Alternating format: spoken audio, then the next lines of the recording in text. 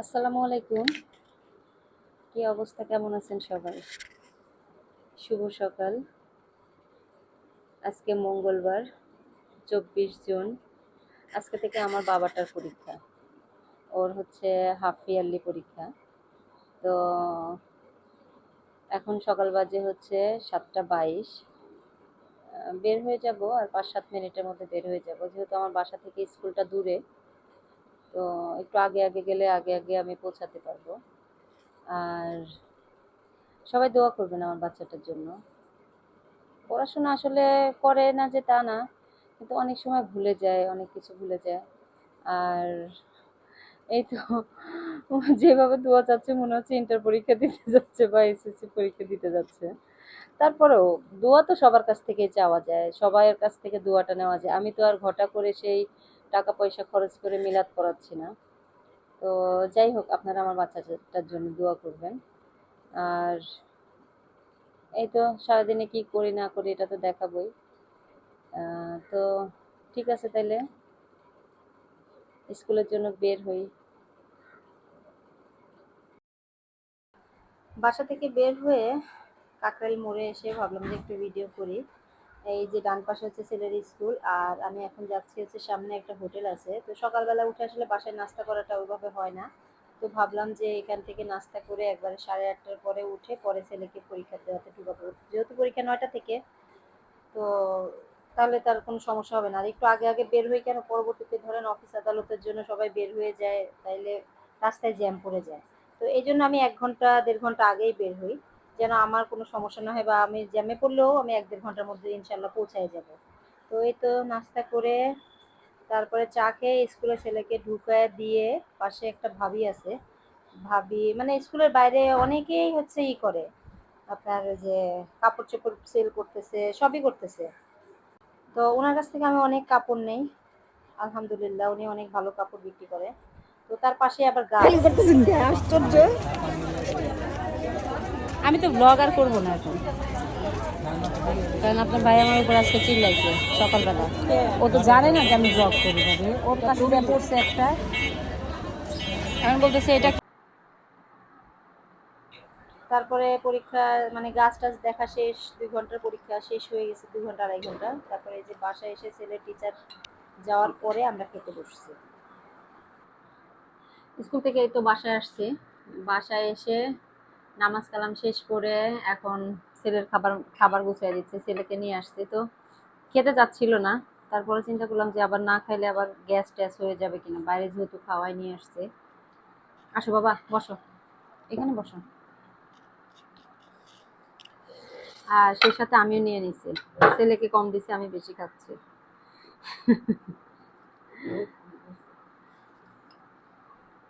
আজকে ছেলেটা পরীক্ষা দিয়ে আসছে, একটা নাকি ব্রড কোয়েশ্চেন লেখে নাই, এটার জন্য খুব মন খারাপ হয়েছে। আবার চিন্তা করলাম ছোট মানুষ অনেক কিছু মনে রাখতে পারে না।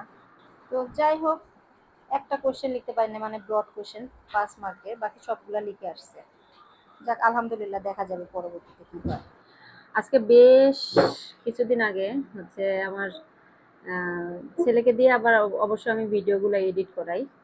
তো ছেলে এডিট করার পরে একটা শর্ট ছাড়ছিলাম, তো শর্টসটা হচ্ছে 1700+ ভিউ হয়েছিল। তো সেই শর্টটা আবার আমার শাশুড়ি দেখছিল। তো শাশুড়ি দেখার পরে এখন উনি আমাকে জিজ্ঞেস করছিল এটা কোথাকার ভিউ, মানে কোথাকার আর হচ্ছে কোথায় গেছিলা। তো এটা আবার আমার হাজবেন্ড জানতে পারার পরে পরে আমি বলছিলাম যে এমনি ফেসবুকে হয়তো বা দেখছে বা কিছু একটা। আমি তারপরেও মানে বলে সাহস পাইনি যে আমি ইউটিউবে একটা চ্যানেল খুলছি। ইউটিউব চ্যানেলের বয়স কিন্তু 1 বছর হতে যাচ্ছে। এই যে জুলাইয়ের 10 তারিখ আসলে আমার ইউটিউব চ্যানেলে 1 বছর হবে। সে জানেই না যে আমি ইউটিউব চ্যানেল খুলছি। তো সেটা হচ্ছে, এই ঘটনাটা ঘটে গেছে হচ্ছে এপ্রিলের 25 তারিখে।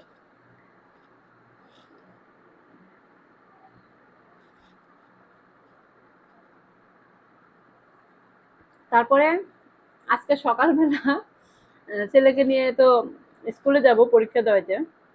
তো সকালে সুন্দর মতো ঘুম থেকে উঠছি, নামাজ পড়ছি, ভাবছি যে একটু বসে কোরআন শরীফ পড়বো। তো সেটা আর হয় নাই। আপনাদের ভাইয়া ফোন দিছে, দিয়ে আমাকে বলতেছে আমার কাছে মনে হচ্ছে একটা ভিডিও দেখো তো একটু। এই ভিডিওটা কি তোমার? তো আমি বলতেছি কিসের ভিডিও?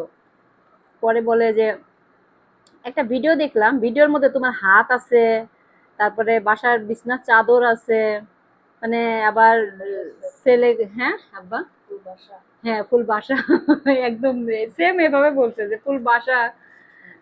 এটা ভিডিও কে করছে, তুমি করছো না কে করছে? ছেলের নাম নিয়ে বলতেছে নাকি আলিফ করছে। তো পরে আমি বলতেছি যে না, ভিডিও আমিই করছি। পরে বলতেছে এটা কবে থেকে খুলছো? আমি বলছি ১ বছর হয়ে গেছে, মানে আগামী মাস আসলে ১ বছর হবে। বিশ্বাস করেন আপনাদের ভাইয়া যে আমারে চিল্লানো শুরু করছে আমার উপরে, মানে এমন ভাবে চিল্লাইতেছে যে মনে হয় যে আমি কোনো একটা পাপ করে ফেলছি। পরে অনেকক্ষণ পরে গিয়ে চিল্লাই টিল্লাই পরে বলতেছে আচ্ছা ঠিক আছে, তুমি আর এভাবে ভিডিও দিবা না, এটা আমার একদম পছন্দ না। আর যদি ভিডিও বানানো হয় তাহলে হাত দুইটা শুধু দেখবে, বুঝছেন? এভাবে বলতেছে শুধু হাত দুইটা দেখবে, চোখ দেখা যাবে না, তারপরে মানে মুখ দেখা যাবে না। আর ভিডিও তুমি যখন আমেরিকাতে আসবে তখন বানাইও, তখন সমস্যা নেই, তখন আমি তোমার সাথে থাকবো। এখন তো আমি তোমার সাথে নাই। তো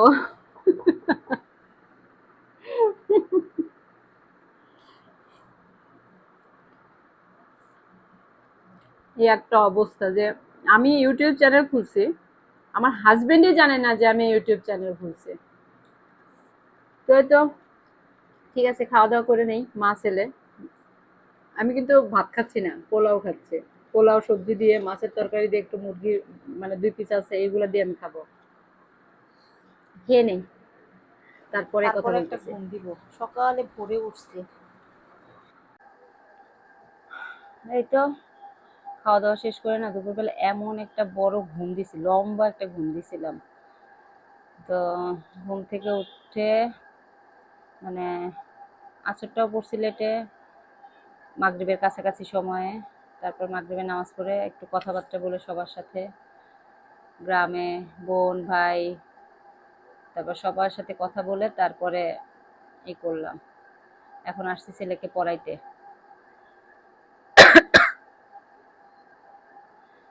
দেখেন সে লাইন, লাইন কোথায়, মার্জিন কোথায়, আর এই লিখতেছে কোথায়, মার্জিন সহ লেখো।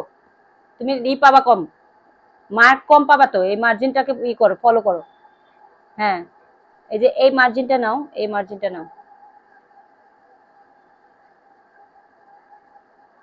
ইয়াল্লা, এমন লেখা, হাসির তো কিছু নাই এখানে।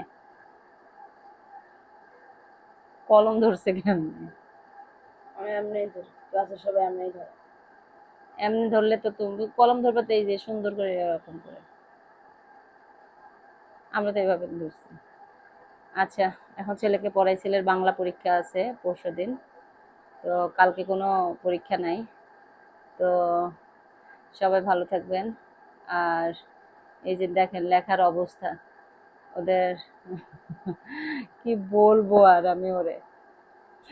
তো যাই হোক, সবাই ভালো থাকবেন, সুস্থ থাকবেন, সাবধানে থাকবেন, আমাদের জন্য দোয়া করবেন। আর এই তো দেখা হবে নতুন কোনো একটা ব্লগে, যদি আল্লাহ বাঁচায় রাখে ইনশাল্লাহ। তো আল্লাহ হাফেজ, আসসালামু আলাইকুম।